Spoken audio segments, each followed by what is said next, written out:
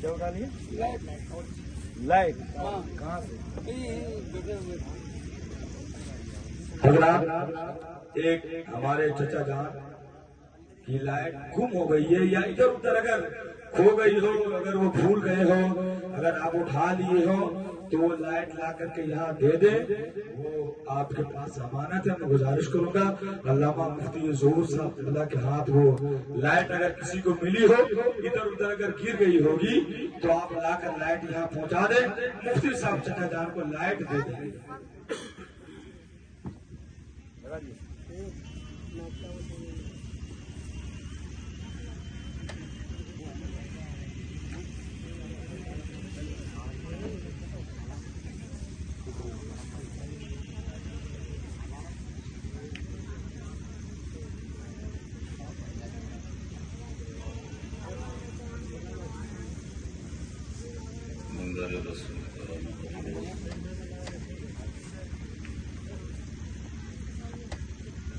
جمیع علماء کرام، جملہ حاضرین ناظرین، السلام علیکم ورحمۃ اللہ وبرکاتہ۔ وعلیکم السلام ورحمۃ اللہ وبرکاتہ۔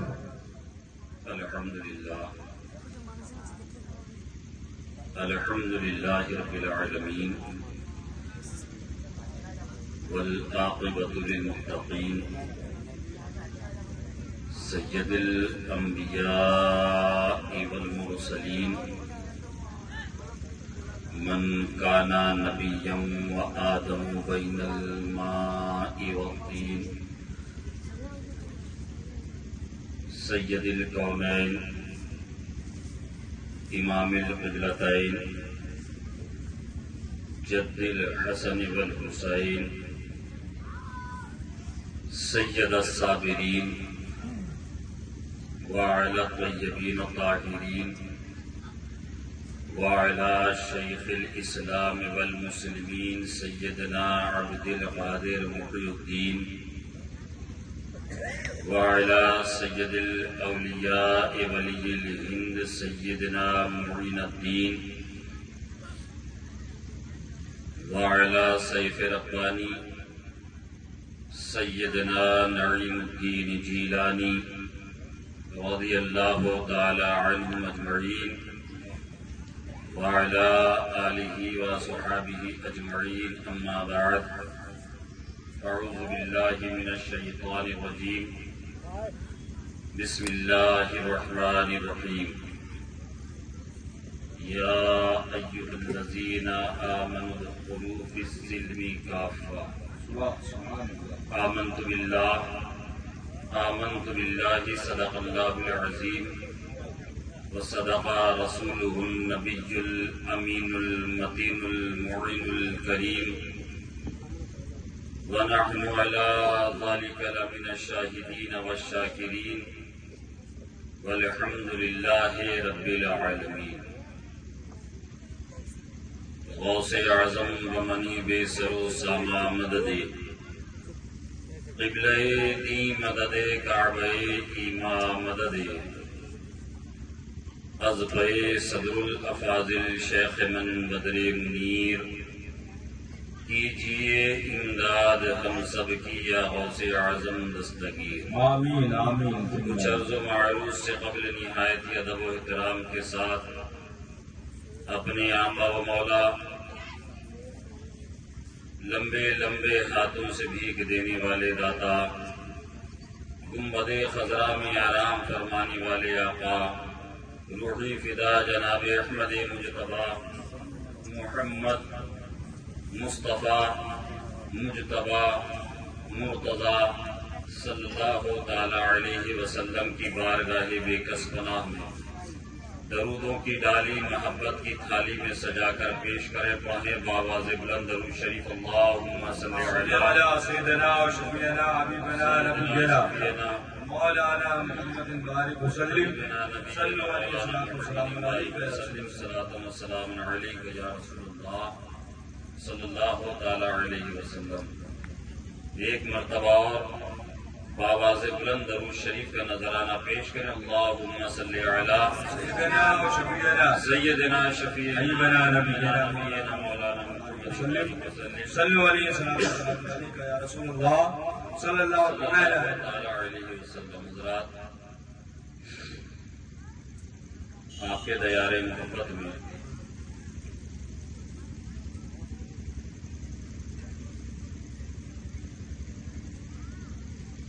حضرت علامہ مفتی ظہور احمد مصباحی صاحب کے حوالے سے بارہا حاضری کی سعادت حاصل ہوئی، اور یہ نظام مصطفیٰ کانفرنس جامعہ نظامیہ ظہور العلوم کا سالانہ اجلاس، جس کی دوسری شب میں ہمارا بیٹھے ہوئے ہیں۔ بڑی قیمتی باتیں آپ نے سماعت کری، اچھی شاعری آپ نے سماعت کری۔ اب چونکہ وقت صلاۃ و سلام اور دعا کا ہو چلا ہے، مفتی ظہور صاحب نے مجھے بھی ایک دن پہلے بلا لیا ہے، تو سوچا حضرت ناراض نہ ہو جائیں، تو اس لیے تھوڑی دیر کے لیے آپ کے حوالے کر دیں۔ ایسی کوئی بات نہیں ہے،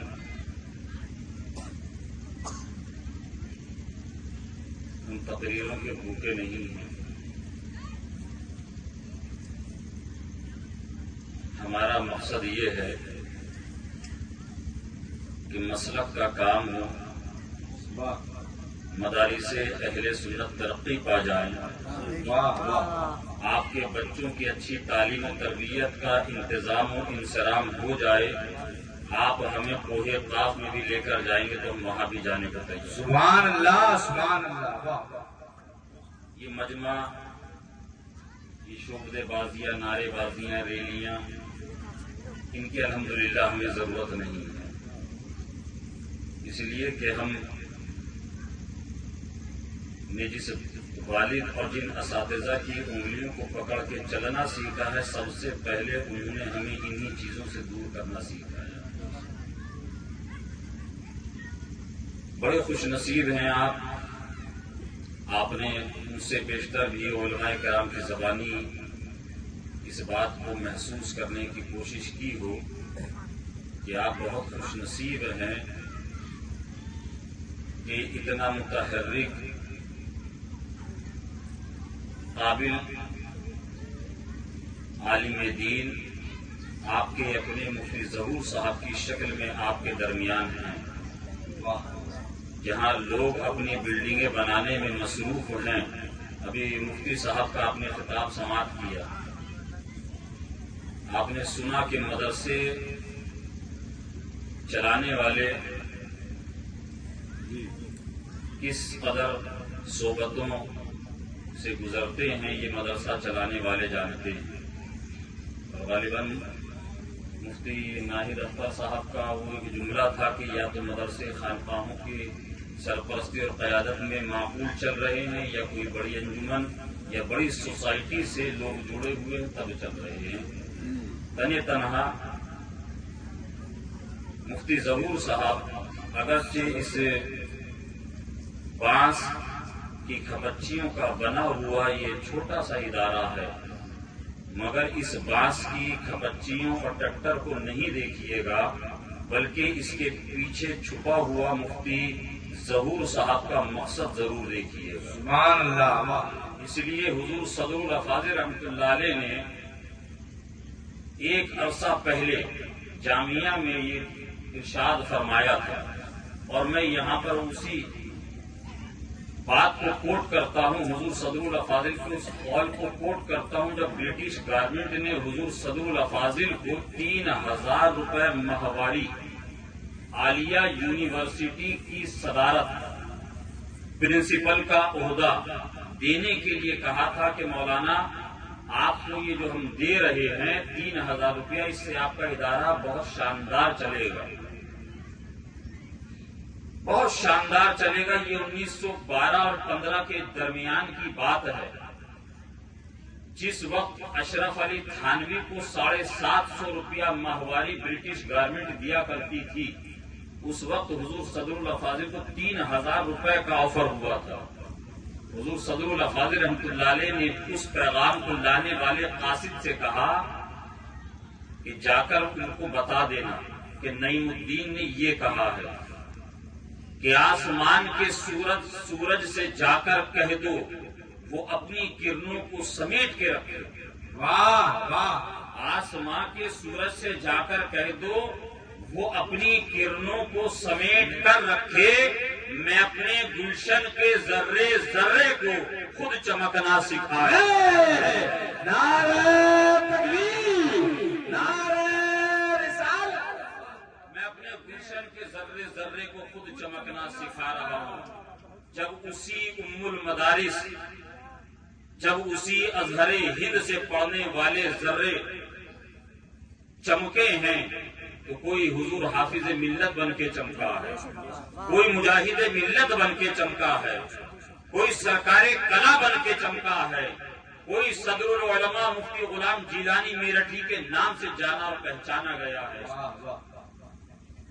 ایسی ایسی نفوس قدسیہ اس جامعہ کی چٹائی پر بیٹھ کر حضور صدر الافاضل رحمۃ اللہ علیہ کی بارگاہ سے اکتساب فیض حاصل کر کے نکلی، جو اپنی ذات میں خود تنہا تھے مگر انجمن کی حیثیت رکھنے والی ذاتیں تھیں۔ بے شک آج آپ دیکھ لیجیے تو یقیناً یہ مفتی ظہور صاحب کو یہ جو کانسیپٹ ملا ہے یہ بھی اسی جامعہ نعیمیہ مراد آباد کی برکتیں ہیں۔ مفتی ظہور صاحب تنہا چلے ہیں مگر یہ سوچ کر چلے ہیں کہ اکیلا ہی چلا ہوں جانب منزل مگر، اکیلا ہی چلا ہوں جانب منزل مگر، لوگ آتے گئے اور کارواں بنتا گیا۔ آج یہ ادارہ مختصر سا ہے، کچی عمارت کی شکل میں ہے، انشاءاللہ اللہ اس کے حبیب نے چاہا، آپ لوگوں نے مفتی صاحب کا بھرپور ساتھ دیا تو آپ اور ہم دیکھیں گے، ہماری آنے والی نسلیں دیکھیں گی، انشاءاللہ اس جگہ پر ایک بہترین شاندار جامعہ کھڑا ہوگا انشاءاللہ انشاءاللہ انشاءاللہ تبارک و تعالی۔ جھوم کے درود پاک کا نذرانہ پیش کریں۔ اللہم صلی علی سیدنا و سیدنا شفیعنا شفیعنا حبیبنا نبینا مولانا محمد بارک حبیبنا نبینا صلو علیہ مولانا وسلم علیک یا رسول صلو اللہ علیہ الصلوۃ والسلام علیک یا رسول اللہ صلی اللہ علیہ وسلم۔ ایک عرب نے آدمی کا بول بالا کر دیا، ایک عرب نے آدمی کا بول بالا کر دیا، خاک کے ذروں کو ہم دوشے سریا کر دیا۔ جو نہ تھے خود راہ پر اوروں کے ہادی بن گئے، جو نہ تھے خود راہ پر اوروں کے ہادی بن گئے۔ ارے کیا نظر تھی مصطفیٰ کی جس نے مردوں کو مسیحا کر دیا، کیا نظر تھی مصطفیٰ کی جس نے مردوں کو مسیحا کر دیا۔ حضرات، یہ جو میں نے آیت کریمہ آپ کے سامنے تلاوت کا شرف حاصل کیا، اللہ تبارک و تعالیٰ قرآن عظیم میں ارشاد فرماتا ہے، یا ایھا الذین آمنوا ادخلوا فی السلم کافہ، جس کا سیدھا سادھا ترجمہ مطلب و مفہوم، اے ایمان والو اللہ سے ڈرو، اے ایمان والو اللہ سے ڈرو اور اسلام میں پورے پورے داخل ہو جاؤ۔ پورے پورے اے ایمان والو،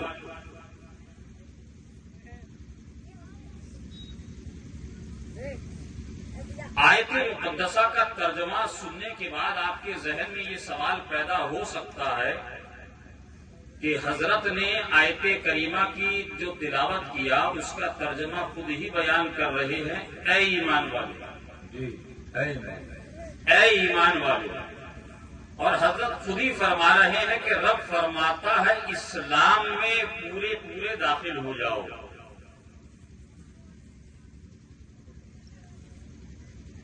ایمان والوں سے رب فرما رہا ہے اسلام میں پورا پورا داخل ہونے کے لیے 1 بجے تک کا وقت ہے. کیا وقت ہو گیا ہے؟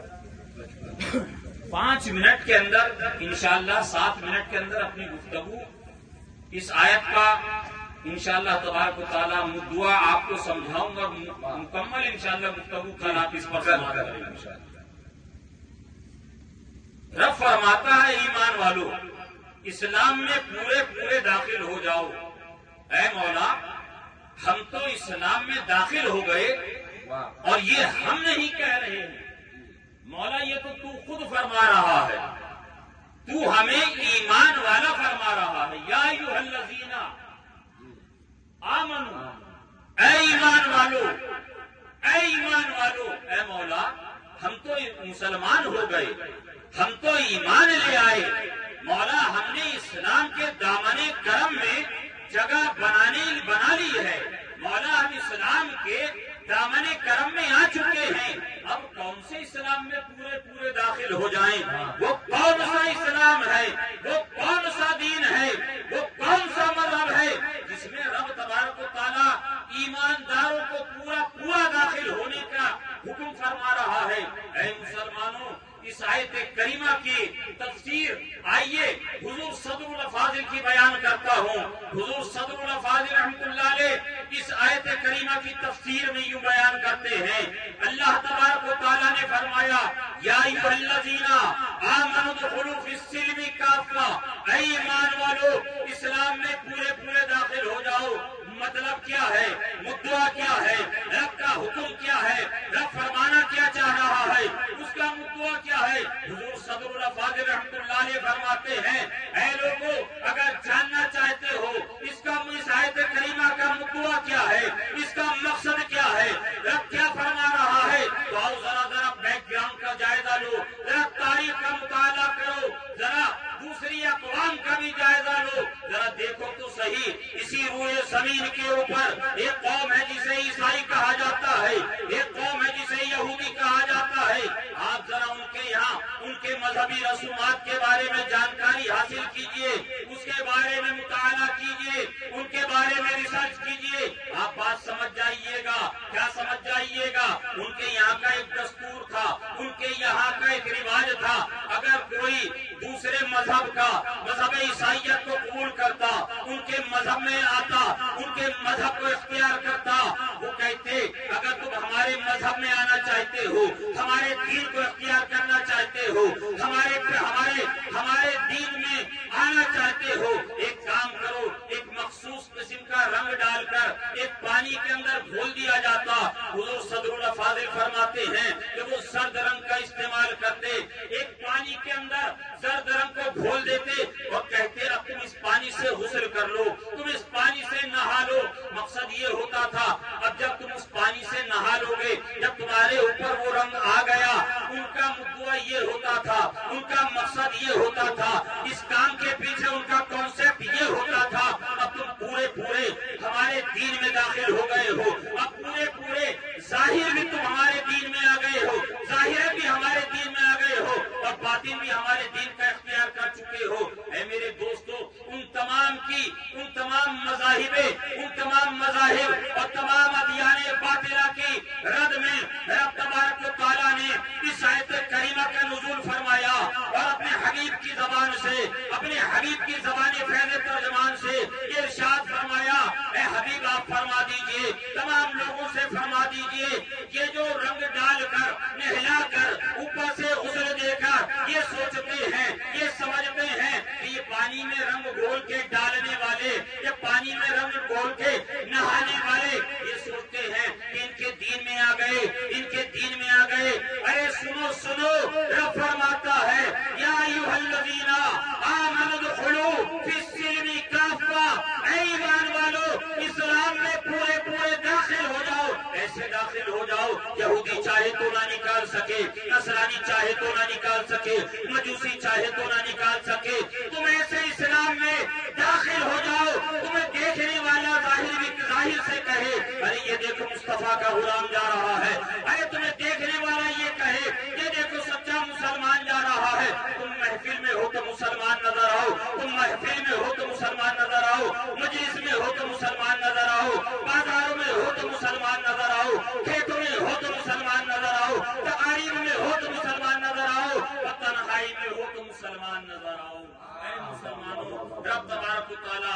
سے یہ چاہتا ہے تم ظاہر بھی، تمہارا ظاہر بھی مسلمانوں کا ہو جائے، ایمان والوں سا ہو جائے، ایسا ہو جائے جیسا رب اور اس کا رسول چاہتا ہے، اور تمہارا باطن بھی ایسا ہو جائے جیسا رب اور اس کا رسول چاہتا ہے۔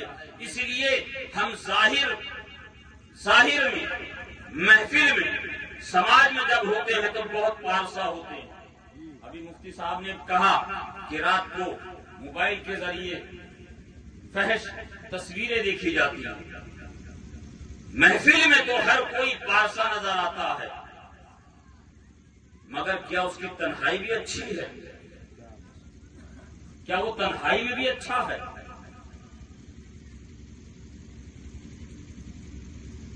میرے آقا کریم صلی اللہ تعالی علیہ وسلم کے دیوانوں، رسول پاک صلی اللہ تعالی علیہ وسلم کی بارگاہ میں ایک شخص کی تعریف کی گئی کہ یا رسول اللہ فلاں شخص بہت اچھا ہے، یا رسول اللہ بڑا اچھا ہے، بڑا نیک ہے۔ میرے آقا کریم صلی اللہ تعالی علیہ وسلم نے سماعت فرمایا، خاموش رہے، کچھ نہیں کہا۔ اگلے دن صحابہ کرام کی مجلس لگی ہوئی تھی، پھر ذکر چلا، یا رسول اللہ فلاں شخص بہت نیک ہے، بہت اچھا ہے، بڑا اچھا ہے، بڑے اعلیٰ کردار، اچھے اخلاق کا آدمی ہے۔ آقا نے سماعت فرمایا، سکوت اختیار فرمایا۔ تیسرا دن جب آیا، غلامان مصطفیٰ صحابہ کرام بارگاہ مصطفیٰ میں ہے، گفتگو چل رہی ہے، پھر غلاموں نے عرض کیا یا رسول اللہ صلی اللہ تعالی علیہ وسلم فلاں شخص بڑا نیک ہے، بڑا اچھا ہے، بڑا پارسا ہے، بہت اچھا ہے۔ آج ہمارے یہاں یہی تو رواج ہے، ہم دیکھتے ہیں، ہم کہتے ہیں حافظ جنید صاحب بہت اچھے ہیں، یقیناً یہ اچھے ہیں، لیکن کچھ لوگوں کا معیار یہ ہوتا ہے کہ کسی کو مسکراتے ہوئے دیکھ کر کہتے ہیں کہ بہت اچھا ہے، کوئی فحش گوئی کر رہا ہے تو کہتے ہیں بڑا اچھے اخلاق کا آدمی ہے، کوئی کھانے پینے کی چیزیں مہیا کراتا ہے تو ہم کہتے ہیں کہ یار بڑا اچھا اخلاق کا آدمی ہے۔ کیا کسی کے سامنے مسکرا دینے والا ہی اعلیٰ اخلاق کا آدمی ہے؟ کیا کوئی کسی کے ساتھ بیٹھ کر دسترخوان پر کھانے کھا لے تو وہی اچھے اخلاق کا آدمی ہے؟ کیا کوئی کسی کے ساتھ محفلوں میں فحش گوئی کر کے، ہنسی مذاق کر کے اپنا وقت گزارے، لوگوں کا وقت برباد کرے تو کیا وہ ایک اچھے اخلاق کا آدمی ہے؟ یہ میں نہیں کہہ رہا، یہ ہمارے اور آپ کے آقا فرما رہے ہیں۔ کیا فرما رہے ہیں؟ جب تیسرے دن صحابہ نے یہ عرض کیا یا رسول اللہ فلاں شخص بہت نیک ہے، بڑا اچھا ہے، بڑا اعلیٰ کردار کا آدمی ہے، آقا کریم صلی اللہ تعالی علیہ وسلم نے ارشاد فرمایا، اے لوگوں، اے میرے غلاموں، ذرا یہ تو بتاؤ تم جس کی تعریفیں کر رہے ہو، تم جس کی تعریفوں کے پل باندھ رہے ہو، تم جس کو اچھا انسان گمان کر رہے ہو، کیا وہ موت کو بھی یاد کرتا ہے؟ کیا وہ موت کو بھی یاد کرتا ہے؟ کیا موت کو یاد کر کے وہ آنسو بہاتا ہے؟ کیا وہ موت کو یاد کر کے زاروں قطار روتا ہے؟ صحابہ کرام نے عرض کیا یا رسول اللہ نے، آقا فرماتے ہیں اے لوگوں، یاد رکھنا کوچ گڑھ کے مسلمانوں، محفلوں کے اندر ہنسی مذاق کرنے والا اچھا انسان ہو یا نہ ہو، اس کی کوئی گارنٹی نہیں ہے۔ اپنے یہاں اچھے کھانے کے انتظام کر کے آپ کی دعوتیں کرنے والا اچھا انسان ہو یا نہ ہو، اس کی کوئی گارنٹی نہیں ہے۔ اچھے محل اور مکان میں رہنے والا، اچھی گاڑی میں گھومنے والا، اچھے اخلاق کا انسان ہو یا نہ ہو، اس کی گارنٹی نہ آپ لے سکتے ہیں نہ ہم لے سکتے ہیں۔ مگر جو انسان، جو اللہ کا بندہ، جو مصطفیٰ جان رحمت صلی اللہ علیہ وسلم کا غلام اپنی ظاہر اور اپنے باطن کو طریقے مصطفیٰ پر گزارتا ہے، وہ انسان اچھے اخلاق کا بھی ہوتا ہے، اچھی قسمت والا بھی ہوتا ہے، وہ مسلمان، وہ انسان، وہ اچھے اخلاق کا بھی ہوتا ہے، اور وہی سچا مصطفیٰ کا غلام بھی ہوتا ہے۔ محمد کی محبت دین حق کی شرط اول ہے، اسی میں ہے اگر خامی تو سب کچھ نامکمل ہے. اس لیے میرے دوستو، اللہ تبارک و تعالیٰ نے جو ارشاد فرمایا یا ایھا الذین آمنوا ادخلوا فی السلم کافہ، اے ایمان والو اسلام میں پورے داخل ہو جاؤ. اے مسلمانوں، اپنے ظاہر اور اپنے باطن کو بدلو، اپنے ظاہر اور اپنے باطن کو بدلو، اپنی محفل اور اپنے برخاست، اپنی تنہائیوں کو، اپنی مجلسوں کو بدلو. اس لیے کہ وقت بہت تیزی کے ساتھ کروٹ بدل رہا ہے.